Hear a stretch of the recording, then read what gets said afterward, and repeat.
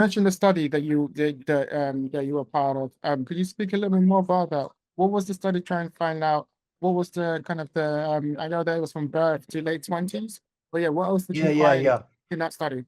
Yeah, we this study came out actually earlier this year. I think it was in January of 2026. And so what we did, and I say it, we as a royal we, I certainly was only one member of a bunch of people who were involved. Data was collected from the time people were about 3 years old across time to the top time they were about 30. And in this study, it's a longitudinal study in the United States, 1,100, approximately 1,100 families, including a target child, um, were studied across time. So every couple of years, the team would go in and they would measure things, all kinds of things, but some things that were relevant to attachment theory, like the quality of care that the child got from mom and dad, like what was happening in the classroom, rated by their teachers in elementary school. How sociable were they? Yeah, how much did they rely on their same age peers for support? And then the measures were collected on their adolescent friends and then on their romantic partners. And so these are all attachment type relationships, right? And we were looking at the quality of the interactions and different kinds of things. And what we found basically was, this is not too much of a surprise, but it's been now documented on 700 people followed across 30 years, is that the quality, especially the quality of the relationship that you have with your mother, is really important in predicting the quality of your relationships with romantic partners, with friends, with people who are your adult attachment figures. Um, Fathers weren't as predictive. In fact, they weren't very predictive, but we think it's because of the role that fathers play with children, which is a little bit different than it is with mothers, especially early in life. Um, we also found that the trajectory of your relationships makes a difference. So, for example, if you might have started out with your a poor relationship, let's say your mother, but it got better as you entered the teenage years, that also predicted better functioning in your romantic and friendship relationships.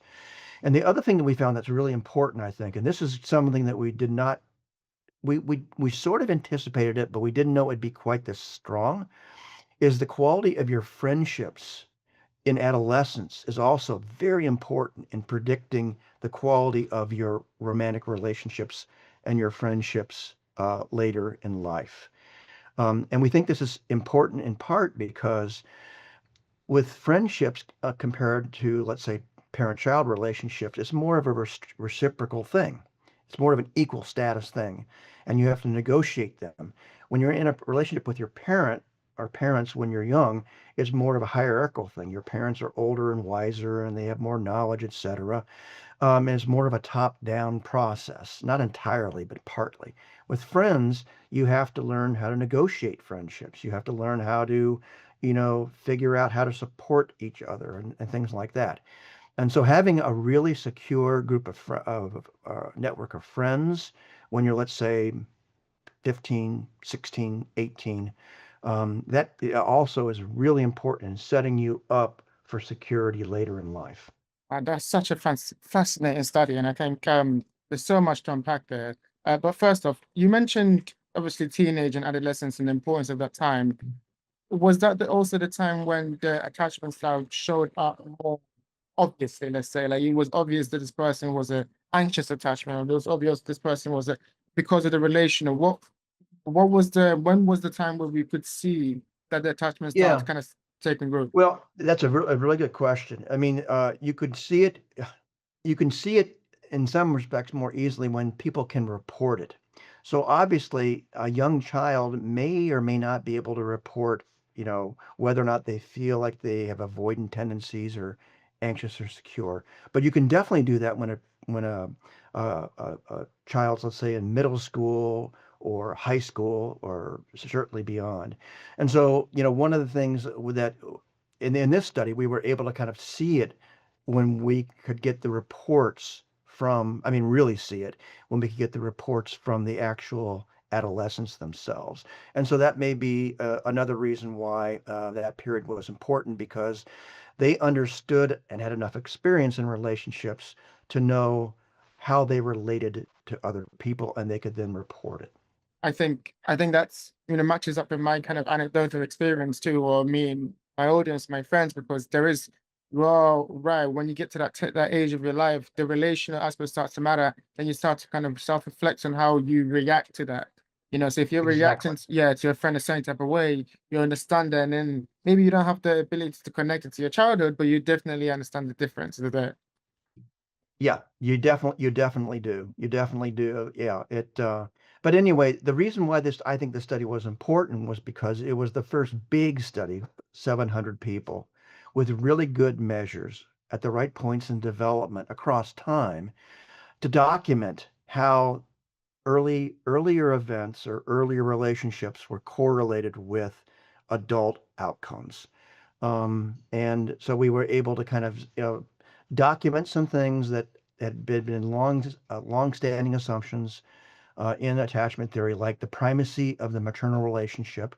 And again, we think the maternal relationship is important because in our society, um, given socialization practices, most of the people who are taking a lot of care of children in terms of time and in terms of effort, especially early in life, are mothers rather than fathers. That's changing as society changes, but this study again started in about 1990, and there have been changes since 1990 in terms of gender roles and things like that. Um, so yeah, I think it was an important demonstration of the fact that there is an enduring legacy there from early experience. Again, it's only accounting for about maybe 10 or less percent of the outcome. So again, this goes back to your question of can it change? It does change.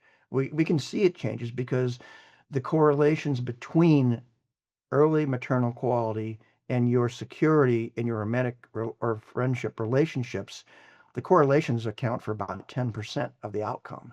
The other 90% is due to other factors, or it's due to error of measurement, basically.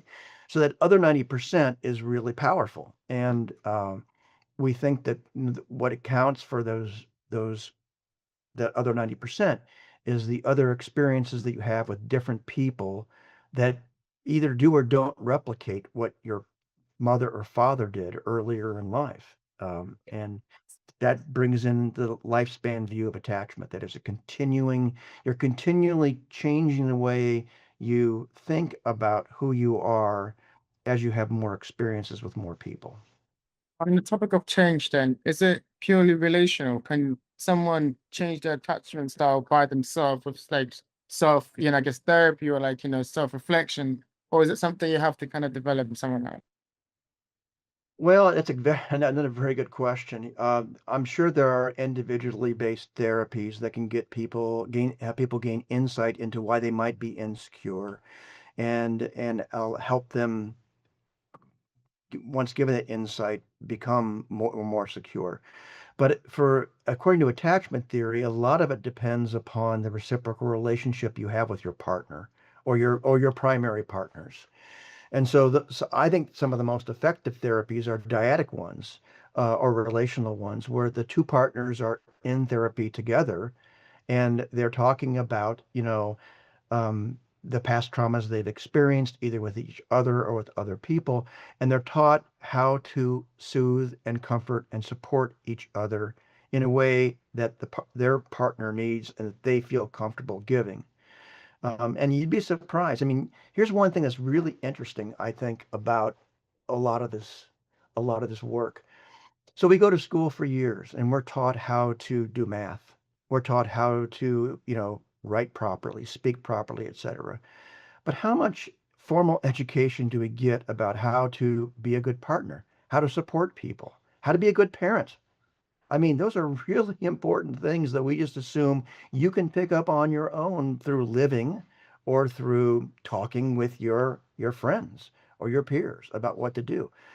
And that is kind of a mistake because there's a lot that can be learned without having to go through a lot of trial and error and tribulation, by just learning more about what makes a person a good supportive partner, what makes someone a good supportive parent, etc. And Mhm. I've always been kind of mystified by that because there's a lot of concern that, we have a lot of problems in society and we can't fix them, we can't afford to fix them. Well, there are some things you can do that aren't really expensive by giving people information or training, kind of like what your podcast is doing, um, just so that they're aware of these things or they're aware of where they can go to learn more before they enter a bad relationship.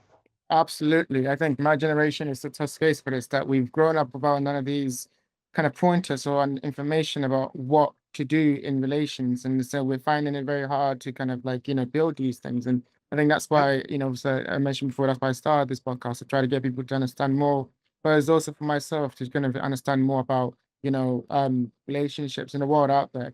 Coming back to Mhm. you mentioned about relationships and attachment style. Um, how does attachment show up in romantic relationship? Let's just talk about that now. In a day to day, so before we talked about anxious and avoidant, but Mhm. in other types of relationships, how does attachment show up?